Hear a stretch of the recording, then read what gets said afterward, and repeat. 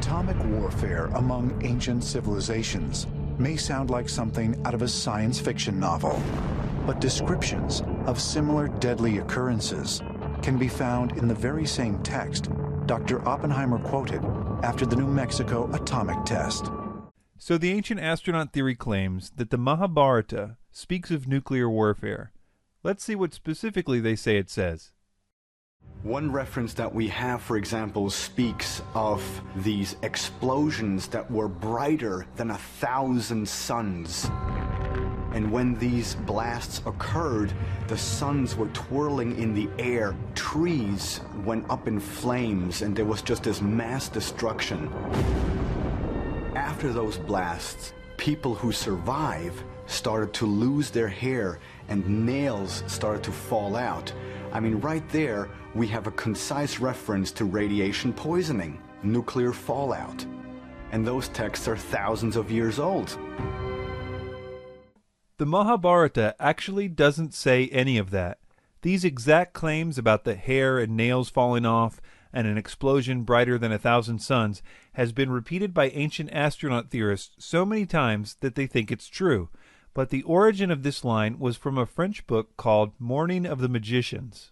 No one that makes this claim will actually cite where in the Mahábhárata this claim appears, which makes it very difficult for people to call them out on this, because the Mahábhárata contains over 1.8 million words. So if you just say, it's in there somewhere, just trust me, you can pretty much get away with anything. As you might have guessed by now, they have a really good reason for covering their tracks by not citing a reference. For instance, let's consider the claim about the people's hair and nails falling out because of this weapon. First of all, there was no weapon involved in that story. It was part of a bad omen, and this is what it actually says. Quote, "The streets swarmed with rats and mice. Earthen pots showed cracks or broken from no apparent cause. At night the rats and mice ate away the hair and nails of slumbering men." So rats chewed them off. It wasn't a result of nuclear fallout. What about the bomb blast that was brighter than 1,000 suns? Here's what the passage actually says. Gratified with him, the Holy One then showed Utanka that eternal Vaishnava form which Dyanjaya of great intelligence had seen. Utanka beheld the high-souled Vasudeva of universal form, endued with mighty arms. The effulgence of that form was like that of a blazing fire or 1,000 suns. It stood before him, filling all space. It had faces on every side. Behold the high and wonderful Vaishnava form of Vishnu. In fact, seeing the Supreme Lord in that guise, the Brahmana Utanka became filled with wonder. Jason Colavito says the following about this. Quote, "This passage, which mentions the 10,000 suns, refers to an appearance of Vishnu. It is representative of many, many passages in which the standard poetic line 10,000 suns is used to describe a deity. It does not refer to the specific flash of a nuclear blast unless one imagines the gods to be exploding." If you would like to know more about the deceitful misquoting of ancient texts as it relates to this idea of ancient nuclear weapons, see Jason Colavito's excellent book, Ancient Atom Bombs, Fact, Fraud, and the Myth of Prehistoric Nuclear Warfare. Let's move on to Ancient Alien's next line of evidence for this point, which is all centered around an ancient city, now archaeological site, called Mohenjo Daro in Pakistan. Ancient Aliens claims that there was a nuclear bomb dropped there in the ancient past. They give several reasons to believe this. Skeletons were found lying face down in the street, many holding hands. Their faces and body positioning suggested they suffered a sudden, violent death. You have a culture of people who literally were lying dead in the street. Archaeologists have found human remains, and something big has happened to these people. Why is there evidence that wild animals avoided scavenging their remains? And why, even after thousands of years, had their bones not decayed? In certain areas of that site, you find increased levels of radiation. British researcher David Davenport claimed to have found a 50-yard-wide epicenter at Mohenjo Daro, where everything appeared to have been fused through a transformative process known as vitrification. Vitrification is a process in which regular type stone gets molten into a magma state, and then it hardens again.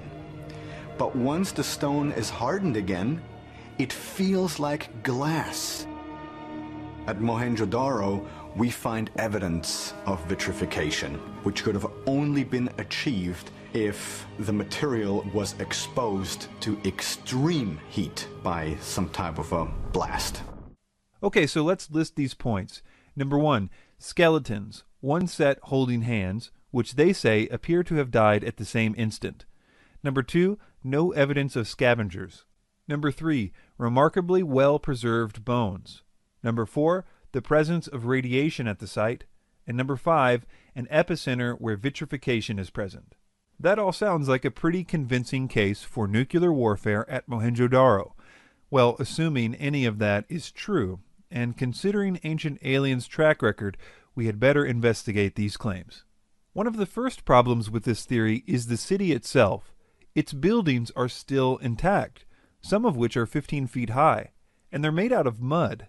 So you would think that a nuclear weapon whose main destructive power is in the force of its blast wave would be able to topple a few mud brick buildings. But moving on, what about these skeletons? Ancient Aliens makes it sound like a lot of skeletons were found, when in fact only 37 were found. And not only do these 37 bodies show no signs of dying suddenly, the date of their deaths varies sometimes as much as 1,000 years from one another. None of the archaeologists involved thought these skeletons suggested a sudden catastrophe. And, to make matters worse for Ancient Aliens, all of the bodies were buried. The idea that these bodies were laying around in the streets isn't true. In fact, almost everything that Ancient Aliens said about this is completely untrue. The fact that they didn't die in the same instant, and the fact that they were buried in the normal way, explains why there was no signs of scavengers. Well, what about the remarkably well-preserved bones? This can be chalked up to Mohenjo Daro being literally one of the hottest places on Earth, with temperatures reaching 128 degrees. And because it's also really dry, it's the perfect climate for preservation. In fact, this is also probably the reason why the mud brick buildings are still standing as well. The problem with the claims about there being radiation at Mohenjo Daro is that we don't know where this claim came from. It certainly wasn't any of the scientists involved with the Mohenjo Daro digs that claimed it, and the ancient astronaut theorists don't cite any references with which to check this claim, so until the presence of radiation can be proven to exist at the site, there is no reason to address it.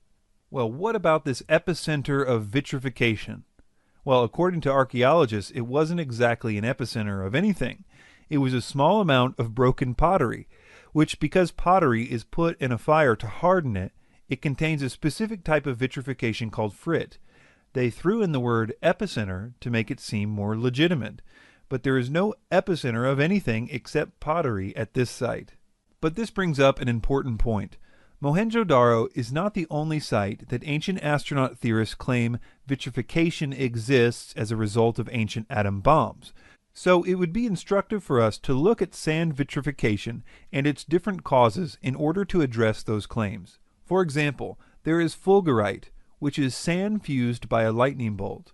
There is tektite, which is sand fused by the compressed force of a meteorite.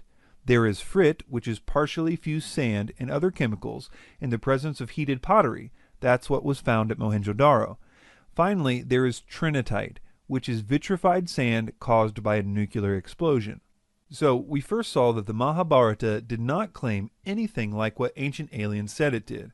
We saw that the bodies at Mohenjo Daro were not killed in a sudden disaster. In fact, they died 1,000 years apart in some cases, and were clearly buried. The cases of radiation are a non-factor, the vitrification was caused by pottery, and we noted that if it was a nuclear explosion, it didn't even knock down the mud brick houses which are still standing at the site.